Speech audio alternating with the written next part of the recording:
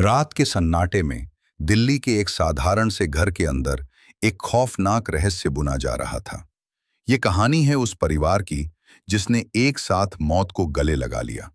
लेकिन क्या ये आत्महत्या थी या किसी भयानक अंधविश्वास का परिणाम? 11 लोग, 11 शव और हर आंख पर बंधी पट्टी। क्या हो रहा था उस मोक्ष की रात? किस्सा है उस चुंडावत परिवार का जिसके घर की दीवार पर लगे 11 पाइप 11 जिंदगियों के खत्म होने का अजीबोगरीब संकेत दे रहे थे। 30 जून 2018 की वो रात जिसने बुराड़ी की गली नंबर 24 को एक साइलेंट किलिंग स्पॉट बना दिया, जहां चीखने की आवाज तक नहीं आई। उत्तरी दिल्ली का बुराड़ी इलाका। यहाँ की संकरी गलियों में एक घर था जिसका पता था H13/24 संत नगर। ये घर चुंडावत परिवार का था, जिसे पड़ोस में भाटिया परिवार के नाम से भी जाना जाता था। ये परिवार 11 सदस्यों का एक हंसता खेलता, आर्थिक रूप से संपन्न और सामाजिक रूप से सम्मानित परिवार था। नारायण देवी परिवार की मुखिया दादी। भुवनेश नारायण देवी का बड़ा बेटा दुकान चलाता था। ललित छोटा बेटा प्लाईवुड की दुकान चलाता था। सविता भुवनेश की पत्नी। टीनावा ललित की पत्नी। प्रतिभा नारायण देवी की विधवा बेटी।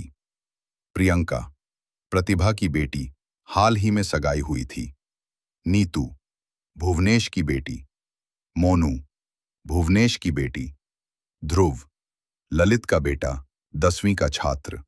शिवम भुवनेश का बेटा, 10वीं का छात्र। घर में सुबह शाम हंसी खुशी का माहौल रहता था। ललित और भुवनेश की दुकानें गली में ही थीं। परिवार का हर सदस्य सामान्य जीवन जी रहा था। खासकर प्रियंका की हाल ही में सगाई हुई थी और परिवार में उसकी शादी की तैयारियां चल रही थीं। सब कुछ सामान्य से भी बेहतर था।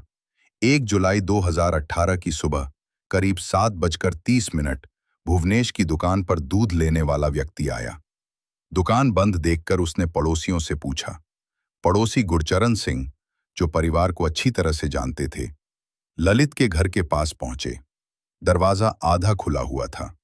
उन्होंने आवाज लगाई, लेकिन कोई जवाब नहीं मिला। उन्होंने दरवाजा खोला और अंदर का दृश्य देखकर उनकी रूह कांप गई। जमीन पर कोई नहीं था। ऊपर पहली मंजिल पर, जहां लिविंग रूम था, वहां 10 लोग लोहे की जालियों से लटके हुए थे। उनके मुंह पर पट्टी बंधी थी, आंखों पर भी पट्टी थी और हाथ पीछे की ओर बंधे हुए थे। सभी के शरीर एक दूसरे से सटे हुए थे, एक पंक्ति में।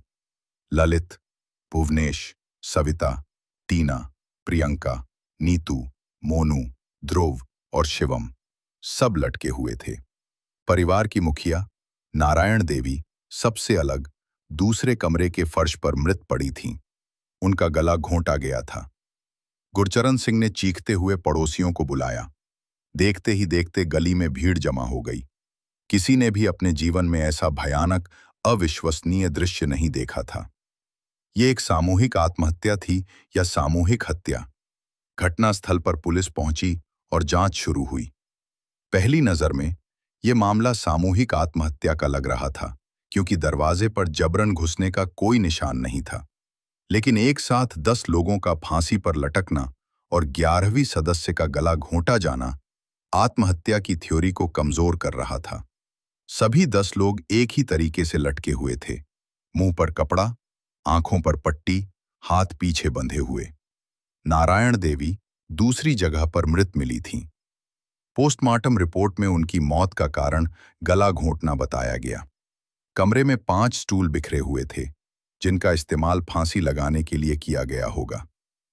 घर में लूटपाट या संघर्ष का कोई निशान नहीं था।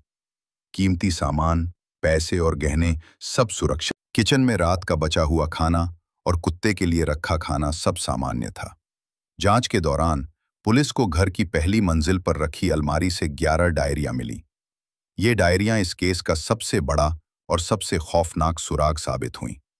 डायरियां मुख्य रूप से ललित चुंडावत की हस्तलिपि में थीं।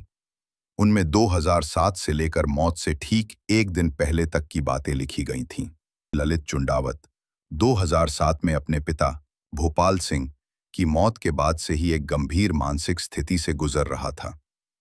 डायरी में उसने लिखा था कि उसके पिता की आत्मा उसके शरीर में प्रवेश करती है और उसे मार्गदर्शन देती है। डायरी में ललित ने खुद को नहीं, बल्कि पिताजी भोपाल सिंह को संबोधित करते हुए लिखा था कि वे परिवार को निर्देश दे रहे हैं कि कैसे जीवन जीना है, क्या काम करना है, यहाँ तक कि किसे शादी करनी है और कहाँ पैसे निवेश करने हैं। हैरानी की बात यह थी कि पूरा परिवार ललित की इन भविष्यवाणियों पर आंख बंद करके विश्वास करता था। परिवार का मानना था कि ललित के अंदर वाकई उसके पिता की आत्मा है। डायरी में मोक्ष और बरगद की तपस्या के बारे में विस्तार से लिखा गया था। ये विचार ही इस सामूहिक मृत्यु का केंद्र था। तुम्हारे पिताजी ने तुम्हें राह दिखाई है। अब वो समय आ गया है जब तुम्हें अपनी तपस्या पूरी करनी है। बरगद की तरह लटकना होगा। इससे तुम्हें मोक्ष मिलेगा और भविष्य में किसी भी बुरे कर्म से मुक्ति मिल जाएगी। जब तुम सब लटकोगे तो मैं, पिताजी, आकर तुम्हें बचा लूंगा। तुम सब वापस आ जाओगे। ये स्पष्ट था कि परिवार मौत को गले नहीं लगा रहा था, बल्कि बड़ तपस्या कर रहा था, जिसमें उन्हें यह विश्वास दिलाया गया था कि उनके पिता की आत्मा उन्हें अंतिम क्षण में बचा लेगी। सबसे खौफनाक बात यह थी कि डायरी में 30 जून की रात की हर गतिविधि का विस्तार से वर्णन था, ठीक उसी तरह जैसे ये एक अनुष्ठान की स्क्रिप्ट हो। पुलिस ने डायरी के आधार पर परिवार के आखिरी 24 घंटों को जोड़ा। शाम 4 बजे भुवनेश और ललित की दुकानें बंद हुईं। शाम 6 बजे प्रियंका अपनी मंगेतर से फोन पर बात कर रही थी।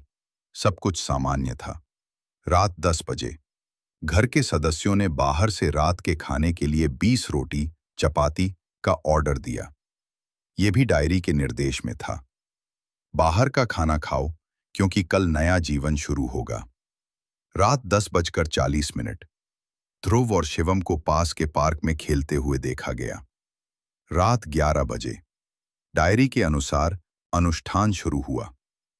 परिवार ने अपनी आंखों पर और मुंह पर पट्टियां बांधी। अंतिम सांस तक न बोलने का निर्देश था।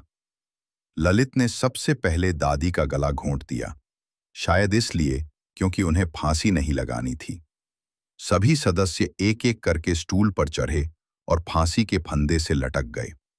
ललित अंत में फांसी पर लटका, ये सुनिश्चित करते हुए कि सभी अनुष्ठान ठीक से हो गए हैं।